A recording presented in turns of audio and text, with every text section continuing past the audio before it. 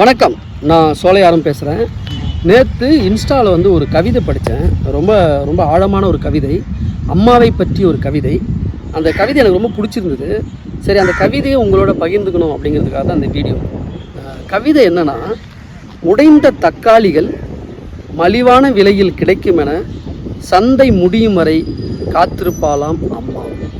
உடைந்து போன தக்காளிகள் விலை மலிவாக கிடைக்கும் என சந்தை முடியும் வரை காத்திருப்பாளாம் அம்மா அப்படிங்கிறது தான் அந்த கவிதை.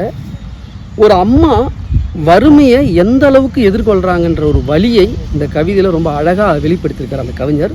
அதை விட ஒரு துயரமான ஒரு செய்தி என்ன அப்படின்னா, இன்ஸ்டாவில் தான் இந்த கவிதையை படித்தேன்.